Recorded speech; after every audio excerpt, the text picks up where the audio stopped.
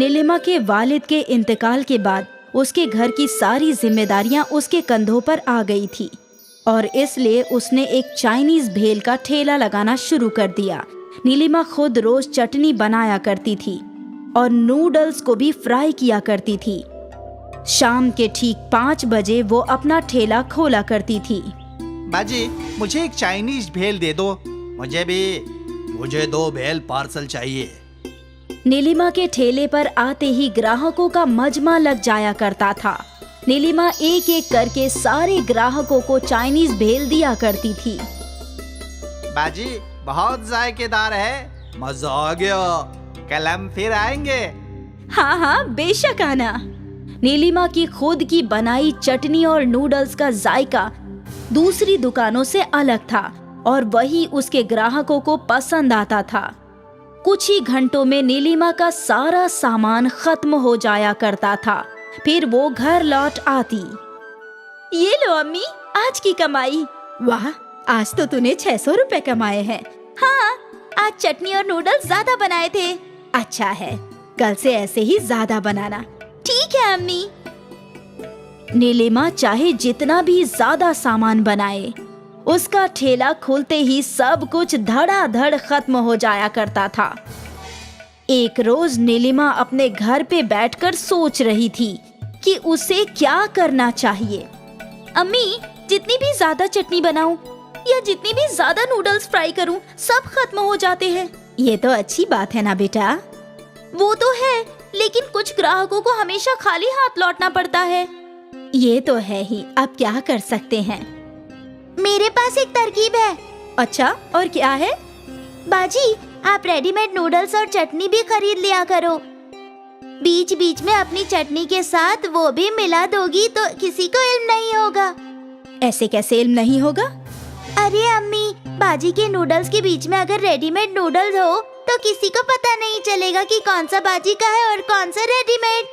वैसे बात में तो दम है, लेकिन फिलहाल मैं ये नहीं करूँगी। फिलहाल मैं और भी ज्यादा नूडल्स बनाऊंगी। हाँ, यही वाजिब है नीलिमा। अगले रोज से नीलिमा ने पहले से दुगनी सेजवान चटनी बनाई और पहले से दुगने नूडल्स फ्राई किए। उम्मीद है अब सबको मिलेगा। सारा सामान लेकर नीलिमा अपने ठेले पर गई और इस रोज नीलिमा के ठेले पे एक फेमस फूड ब्लॉगर आया। हम आए हैं बाजी की मशहूर चाइनीज भेल खाने। सुना है बहुत लजीज है। देखते हैं। वाह, ये तो लाजवाब है। आप सभी को नीलिमा बाजी की चाइनीज भेल टेस्ट करनी चाहिए। इस फूड ब्लॉगर का वीडियो वायरल हो गया और हर कोई जो वीडियो देखता वो नीलिमा के ठेले पर पहुंच जाता। अब नीलिमा को वापस चटनी और नूडल्स कम पड़ने लगी थी। एक चाइनीज भेल दे दो बाजी।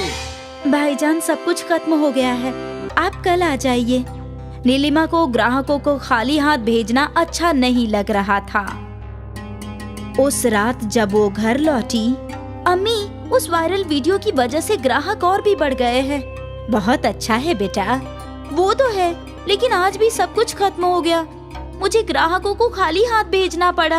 अरे बाजी, आपको बोल तो रही हूँ, मेरी तरकीब इस्तेमाल करो। हाँ हाँ, वही सोच रही हूँ। कल बाजार से सब ले आऊंगी। ये हुई ना बात। अगली सुबह नीलिमा बाजार से सेजवान चटनी का कैन और नूडल्स के बड़े बड़े पैकेट लेकर आई। फिर नीलिमा ने अपने रोज की चटनी बनाई और साथ ही नूडल्स भी फ्राई किए। ये सारी चीजें लेकर वो अपने ठेले पर गई। रोज की तरह नीलिमा का ठेला खुलते ही ग्राहकों की भीड़ जमा हो गई। मुझे 2 चाइनीज भेल पार्सल। मुझे भी एक। नीलिमा का हाथ चलता ही रहा। धीरे धीरे डिब्बे में चटनी कम होती जा रही थी। लगता है मुझे वो बाजार वाली चटनी भी मिला देनी चाहिए और नूडल्स भी। फिर नीलिमा ने अपनी चटनी में बाहर वाली चटनी मिला दी और फ्राइड नूडल्स में बाजार वाले फ्राइड नूडल्स मिला दिए। मुझे 2 चाइनीज भेल चाहिए। हाँ हाँ, दे रही हूँ। नीलिमा पहले की तरह सारे ग्राहकों को चाइनीज भेल बना बना कर खिला रही थी। बाजी, इसका जायका कुछ अलग है, पहले जैसा नहीं है, लेकिन अच्छा है। नीलिमा खुश थी कि उसके ग्राहकों को बाजार वाले सामान का जायका भी पसंद था। फिर क्या था, हर दिन नीलिमा बाजार से सेजवान चटनी और नूडल्स को अपने बनाए हुए सामान में मिला देती थी। किसी को जायके में फर्क समझ नहीं आया क्या? नहीं अम्मी, उल्टा सब मजे से खा रहे थे। अच्छा है, लगता है छाया की तरकीब काम कर गई। अम्मी खुश थी कि नीलिमा की मेहनत कम हो गई थी। आहिस्ते आहिस्ते नीलिमा बहुत कम सामान बनाती थी और ज्यादा से ज्यादा सामान बाहर से खरीदती थी, लेकिन अब भी उसके ठेले पर भीड़ थी। फिर एक रोज नीलिमा के ठेले के बगल में अशोक ने चाइनीज का ठेला खोला। वो सेजवान चटनी और नूडल्स सब बाजार से लाता था। नीलिमा के ग्राहकों ने अशोक की चाइनीज भेल भी चखी। ये तो हूबहू नीलिमा बाजी की तरह है। क्या वाकई? एक एक करके सारे ग्राहकों ने अशोक की भेल चखी और उन्हें वो भी अच्छी लगी। अशोक बड़ा ही शातिर था। वो ग्राहकों को अपनी तरफ खींचना चाहता था, तो उसने चाइनीज भेल का दाम 10 रुपए से घटाकर 8 रुपए कर दिया। अरे वाह, सिर्फ 8 रुपए में? सही है। वैसे भी दोनों का जायका एक जैसा ही है। बजा फरमाया। और कम दाम होने की वजह से अशोक के ठेले पर कस्टमर्स की भीड़ लग गई और देखते ही देखते नीलिमा का ठेला खाली था। आज पहली बार नीलिमा का सामान खत्म नहीं हुआ था। वो मायूस होकर घर लौटी। क्या हुआ? अशोक ने मेरे बगल में चाइनीज भेल का ठेला खोल रखा है और दाम 8 रुपए कर दिए। अब मेरे पास कोई आ ही नहीं रहा। तो बाजी, आप भी दाम घटा दो। लेकिन उससे मुनाफा कम नहीं होगा। कोई बात नहीं, कम से कम सब बिकेगा। हाँ। अगले दिन नीलिमा ने तख्ती लगाई। उसने चाइनीज भेल का दाम 7 रुपए कर दिया। 7 रुपए की तख्ती देखकर ग्राहक नीलिमा के ठेले की जानिब आ गए। अब तो कुछ करना ही पड़ेगा। अशोक ने अपना दाम घटाकर 5 रुपए कर दिया। 5 रुपए में चाइनीज भेल? अब तो मैं 2 खाऊंगा। और एक बार फिर सारी भीड़ अशोक के ठेले की जानिब मुड़ गई। नीलिमा ने अपना सिर पकड़ लिया। उसे समझ में नहीं आ रहा था कि वो क्या करे। कई घंटों तक वहीं बैठने के बाद नीलिमा घर लौटी। मेरी तरकीब काम आई ना बाजी? नहीं, अशोक ने दाम 5 रुपए कर दिए। अभी भी सारा सामान वापस आया। मैं 5 रुपए से नीचे नहीं घटा सकती दाम। तो आप क्या करोगी? मुझे तेरी सुननी ही नहीं चाहिए थी। मेरा चाइनीज भेल का ठेला अच्छा खासा चल रहा था। जहाँ मैंने लालच के चक्कर में बाजार से सामान लाया, वहीं मेरा जवाल शुरू हो गया। मुझे लालची नहीं बनना चाहिए था। लेकिन अब तो क्या करेगी? वापस वही जो पहले करती थी। खुद चटनी और नूडल्स बनाकर चाइनीज भेल बनाऊंगी, पूरी ईमानदारी से। अगले दिन नीलिमा ने सेजवान चटनी और नूडल्स बनाना शुरू कर दिया और फिर शाम को वो अपने ठेले पर पहुंची। नीलिमा ने तख्ती बदल दी और 10 रुपए लगा दी और उसके ऊपर लिख दिया होममेड। कुछ देर तक नीलिमा के ठेले पर ग्राहक नहीं थे, लेकिन फिर एक खातून आई। आपकी चाइनीज भेल महंगी क्यों है बाजी? मेरी चटनी और नूडल्स होममेड है। ऐसा जायका आपको बाजार के नूडल्स और चटनी में नहीं मिलेगा। एक चाइनीज भेल दीजिए ना। हाँ। नीलिमा ने उस खातून को चाइनीज भेल दिया। वाह, बहुत अच्छी है। आज तक ऐसी चाइनीज भेल नहीं खाई। आहिस्ते आहिस्ते नीलिमा के रोजाना ग्राहक ने चाइनीज भेल चखी। ये तो बिल्कुल पुरानी वाली है। मजा आ गया। और फिर क्या था, सारे ग्राहक नीलिमा के चाइनीज भेल के ठेले पर लौट आए। अशोक के ठेले पर दाम कम था, लेकिन कोई वहाँ फटकता भी नहीं था। अशोक सोचता रहा कि वो क्या कर सकता है, लेकिन नीलिमा के ओरिजिनल चाइनीज भेल का तो तोड़ ही नहीं था। एक बार फिर नीलिमा का कारोबार बढ़ा। वो खुश थी और फिर कभी भी उसने अपने कारोबार में लालच को नहीं आने दिया। मीनू और राजू महाराष्ट्र के एक गांव में रहते थे। बचपन में ही उनके अम्मी अब्बू की मौत हो गई थी, इसलिए उनकी दादी ने उन्हें पाला था। गरीबी के कारण उनके घर में गैस सिलेंडर नहीं था। तीनों सुबह सुबह जंगल में लकड़ियाँ चुनने जाते थे। मीनू, तूने अभी तक कितनी लकड़ियाँ चुनी है? मैंने 15 लकड़ियाँ बीनी है बुद्धू, और तूने अभी तक सिर्फ 10 लकड़ियाँ बीनी है। दादी ये झूठ बोल रही है। इसने सिर्फ 10 लकड़ियाँ ही चुनी थी और फिर मेरी 5 लकड़ियाँ चुरा ली। तुम दोनों लड़ना बंद करो। तुम आपस में मुकाबला क्यों करते हो? अपना अपना काम करो और उसी में खुश रहो। एक दिन सब राजू, मीनू और उनकी दादी लकड़ियां बिन रहे थे। उन्हें किसी के कराहने की आवाज सुनाई दी। ये आवाज तो तालाब की तरफ से आ रही है। चलो चल कर देखते हैं। कहीं कोई खतरनाक जानवर हुआ तो? बेटा, जरूरतमंदों की मदद करनी चाहिए। हमें कम से कम एक बार तो देखकर आना ही चाहिए कि कौन कराह रहा है। तीनों तालाब के किनारे पहुंचे। उन्होंने झाड़ियों में से छिप कर देखा कि एक शैतान तालाब किनारे लेटा हुआ है और कराह रहा है। ये तो कोई डरावना शैतान लगता है। क्या हमें इसके नजदीक जाना चाहिए? तुम दोनों यहीं रुको, पहले मैं देख कर आती हूँ। दादी शैतान के पास गई तो उन्होंने देखा कि शैतान कई जगह से घायल है। ऐसा लग रहा था जैसे शैतान को पत्थर मारे गए हों। कौन हो और यहाँ क्या कर रहे हो? अम्मा, मैं दरिया किनारे के एक टापू से यहाँ आया हूँ। तो तुम यहाँ तक कैसे पहुँचे? मैं मांस नहीं खाता, इसीलिए मेरी कौम के लोगों ने मुझे टापू से निकाल दिया।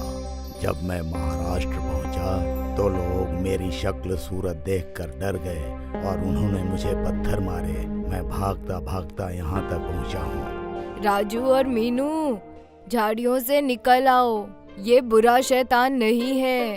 राजू, मीनू और दादी ने मिलकर शैतान के घाव धोए और खाने को फल दिए। ये फल हमने इस जंगल से ही तोड़े हैं।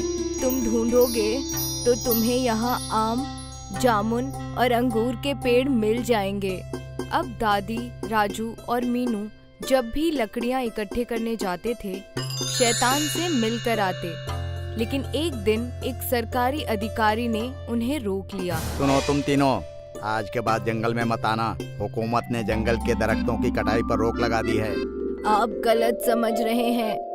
हम कोई पेड़ नहीं काटते, सिर्फ जमीन पर गिरी हुई लकड़ियों को ही बीनते हैं।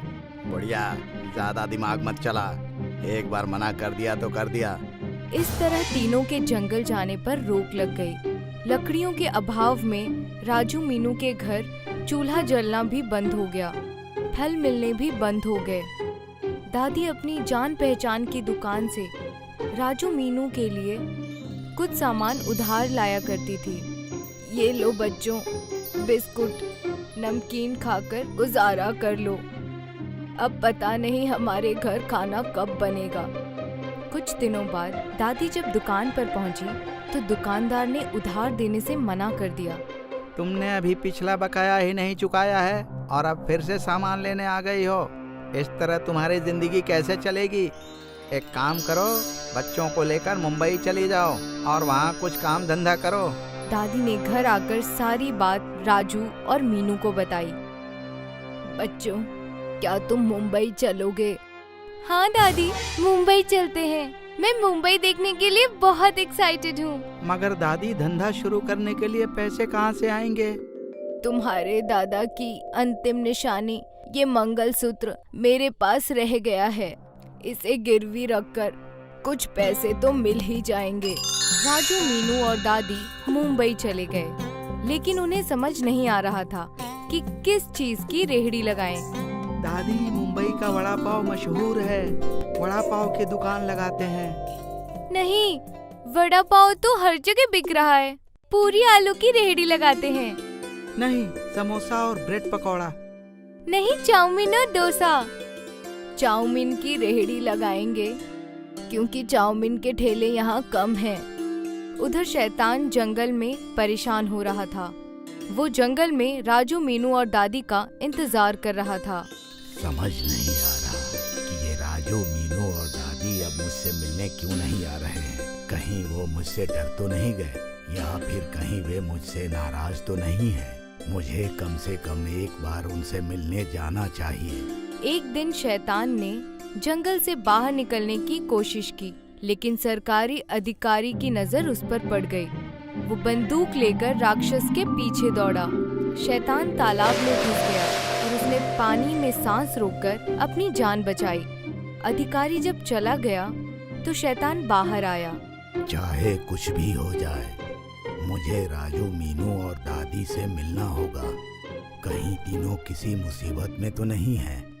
वे तीनों मुसीबत में फंसे हुए थे क्योंकि मुंबई में उनका चाउमीन का धंधा अच्छा नहीं चल रहा था। उनकी रेहड़ी के पास 2 और रेहड़ी वाले चाउमीन बेचने लगे। राजू, तुम घर पर चले जाओ और जमींदारों के खेत में मजदूरी कर लेना। यहाँ मुंबई में हम तीनों का खर्चा नहीं चल पा रहा है। रही बात हम दोनों की, तो मीनू और मैं यहाँ काम संभाल लेंगे। राजू गांव वापस आ गया। राक्षस चाचा से मिले कई दिन हो चुके हैं। मुझे उनसे मिलकर अपनी परेशानी उन्हें बता देनी चाहिए। एक रात राजू झाड़ियों में छिपकर बैठ गया। सरकारी अधिकारी के सोने का इंतजार करने लगा। जैसे ही अधिकारी को नींद आई, राजू दबे पांव जंगल में घुस गया। शैतान एक पेड़ के ऊपर छुप कर रहता था। जैसे ही शैतान ने राजू को देखा, वो पेड़ से कूद पड़ा। तुमने तो मुझे डरा ही दिया था चाचा। और सुनाओ, तुम्हारे क्या हाल चाल हैं? यहाँ जिंदगी बहुत खराब है। सरकारी अफसर रोजाना गश्त पर आता है और मुझे उससे छिपकर रहना पड़ता है।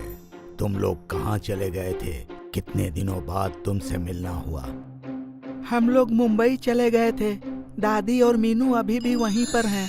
वहाँ हम लोगों का कारोबार अच्छा नहीं चल रहा है, इसीलिए मैं लौट आया। तुमने कौन सा कारोबार शुरू किया? चाउमीन की दुकान लगाई है। चाउमीन तो मुझे भी बहुत पसंद है और मुझे ब्रेड पकौड़ा भी पसंद है। मेरी माँ मुझे चाउमीन ब्रेड पकौड़ा बनाकर खिलाती थी। चाउमीन पकौड़ा? हाँ, चाउमीन बनाने के बाद उसे बेसन में मिलाकर तल लो तो पकौड़ा चाउमीन बनकर तैयार हो जाती है। क्यों न दादी पकौड़ा चाउमीन बेचे? सही पकड़ा। आम चाउमीन तो बहुत सारे लोग बेच रहे होंगे, लेकिन तुमने अगर पकौड़ा चाउमीन बेचना शुरू किया तो तुम्हारी खरीदारी बहुत होगी। राक्षस चाचा, इस बार मैं अकेले मुंबई नहीं जाऊंगा। तुम भी मेरे साथ चलो। नहीं, मुझे पब्लिक में जाते हुए डर लगता है। डरो मत, मैं लोगों को भरोसा दिलाऊंगा कि तुम अच्छे शैतान हो। राजू ने अगले दिन सरकारी अधिकारी से बात की। चाचा, जंगल में एक शैतान रहता है। बराए मेहरबानी उसे मेरे साथ जाने दीजिए। शैतान हम सभी के लिए खतरा है, इसलिए मैं उसे जान से मार डालूंगा। आप मेरी बात का यकीन कीजिए। वो शैतान मांस नहीं खाता, इसलिए उसके टापू के लोगों ने उसे बाहर निकाल दिया। जब वो इंसानों के बीच पहुंचा तो हम इंसान उससे डर गए और उसे पत्थर मारने लगे। लगता है उस शैतान के साथ बहुत ज्यादती हुई है। ठीक है, तुम शैतान को ले जा सकते हो। इस तरह राजू ने शैतान को जंगल से बाहर निकाला। सारे गांव वाले राजू को शैतान के साथ देखकर दंग रह गए। राजू शैतान को मुंबई ले आया और उसने शैतान को रेहड़ी पर खड़ा कर दिया। रेहड़ी पर बहुत से लोग आने लगे। वे शैतान के दर्शन करते और पकौड़ा चाउमीन खाते। इस तरह राजू, मीनू और दादी के पास से पैसों की कमी दूर हो गई और वे खुशहाल जीवन बिताने लगे। अगर उन तीनों ने शैतान की मदद नहीं की होती तो आज वे शैतान के दम पर पैसे नहीं कमा पाते। तभी तो कहते हैं, अच्छे कर्मों का अच्छा फल यकीनन मिलता है। मुकुंद के ताड़गोले के बाग थे। वो ताड़गोले के दरख्त पर चढ़कर ताड़गोले तोड़ता था और फिर इन ताड़गोलों को साहूकार को फरोख्त कर उससे पैसे कमाता था। अरे भाई, अब तुम ताड़गोले ज्यादा दिया करो। बाजार में ताड़गोले की मांग में इजाफा हुआ है। जी जनाब, कल से ज्यादा ताड़गोले देने की कोशिश करूंगा। ठीक है। मुकुंद और मयूरी की एक दुख्तर थी, मीना। मीना कहाँ है? अभी यही थी, शायद अपनी सहेलियों के साथ खेलने गई होगी।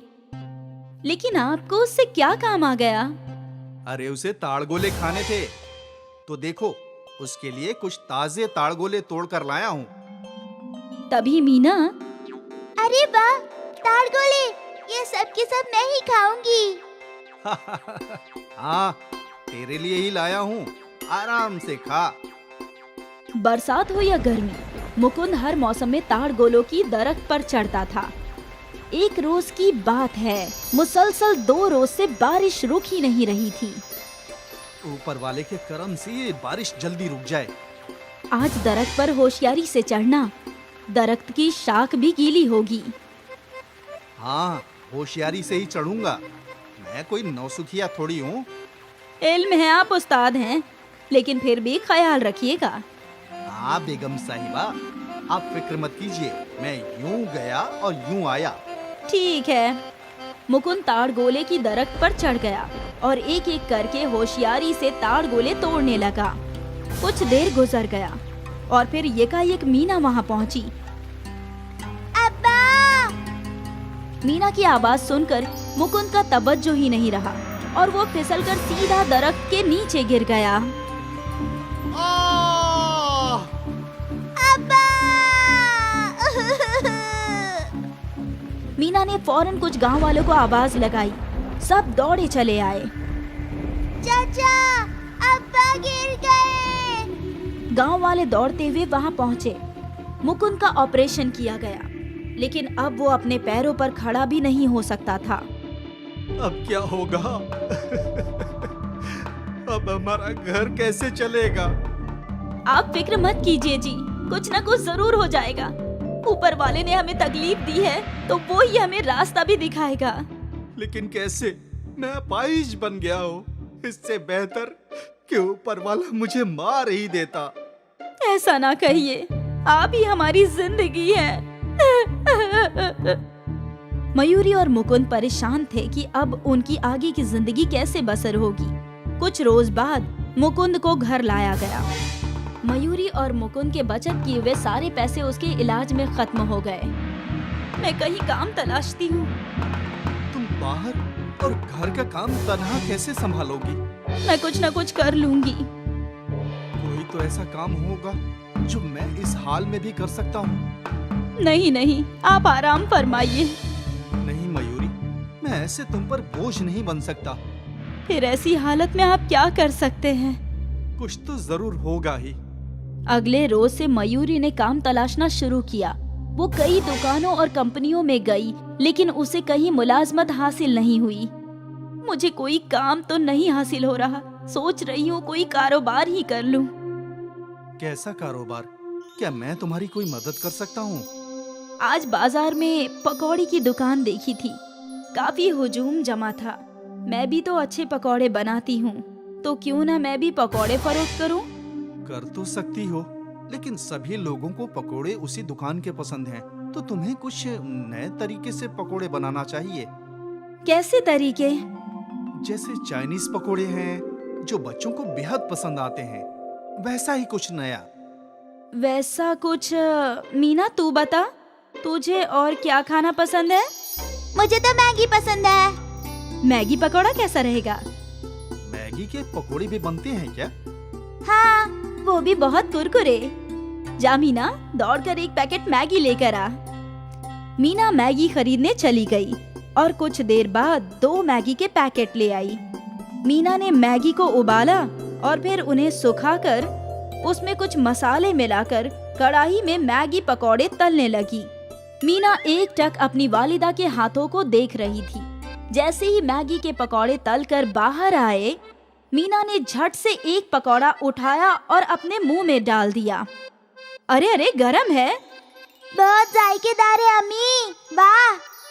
मीना ने एक मैगी का पकौड़ा अपने वालिद को भी दिया। ये तो वाकई जायकेदार है। हाँ, मैंने कहा था ना कि बहुत जायकेदार बनते हैं। क्या ये मैगी के पकौड़े बाजार में फरोख्त होंगे? हाँ हाँ, यकीनन, ये तो आग लगा देंगे। मयूरी ये सुनकर खुश थी। कुछ रोज बाद मयूरी और मुकुंद ने मिलकर बाजार में मैगी के पकौड़े का स्टॉल लगा दिया। ये क्या है आंटी? मैगी पकौड़ा। मैगी के पकौड़े? हाँ, 1 प्लेट दीजिए मुझे। हाँ हाँ, लो बेटा। मयूरी ने उस लड़की को मैगी के पकौड़े दिए। वाह, कितना जायकेदार है। आज तक ऐसे पकौड़े कहीं नहीं खाए। उस लड़की को देखकर कई और लोगों ने मयूरी के मैगी पकौड़े चखे। चाची, ये तो मस्त है। मुकुंद मैगी पकौड़े तलने में मयूरी की मदद कर रहा था। वो अपाहिज था। पहले ही रोज मयूरी और मुकुंद की अच्छी खासी कमाई हो गई थी। वो लोग खुशी खुशी घर लौटे। सोचा नहीं था कि हमारी इतनी अच्छी आमदनी होगी। इस गमज़दा जिंदगी में यही एक खुशी है। अब्बा, आप फिक्र ना कीजिए, हमारे सारे गम दूर हो जाएंगे। आप भी ठीक हो जाएंगे। पूरे खानदान में उम्मीद की लहर दौड़ पड़ी। सब मिलकर और मेहनत से कोशिश करने लगे। उनका मैगी पकौड़े का कारोबार भी चल पड़ा था। खरीदारों का हुजूम लगने लगा और साथ ही उनकी आमदनी में भी इजाफा होने लगा। मैगी पकौड़े जल्द ही मशहूर हो गए। उनकी आमदनी में इतना इजाफा हुआ कि मुकुंद का अच्छे से अच्छा इलाज शुरू हो गया। इस ट्रीटमेंट से उम्मीद है मुकुंद जी आप चल पाएंगे। कुछ जरूरी सर्जरी करनी होंगी, लेकिन आपका जिस्म इस ट्रीटमेंट को अच्छे से रिस्पॉन्स दे रहा है। ये खबर भी उस खानदान के लिए अच्छी थी। 6 माह बाद आज मयूरी ने मैगी पकौड़ी की बड़ी दुकान खोल ली और इस खुशी को दोगुना मुकुंद ने किया। आज कुछ पलों के लिए ही सही, वो डगमगा कर खड़ा हुआ। ये उम्मीद की वो रोशनी है जो दिखाती है कि मुकुंद बहुत जल्द अपने पैरों पर खड़ा हो जाएगा। और ये सब इनके एक मैगी पकौड़ी की बदौलत मुमकिन हुआ। और आगे भी ये मैगी पकौड़ा धूम मचाता ही रहेगा।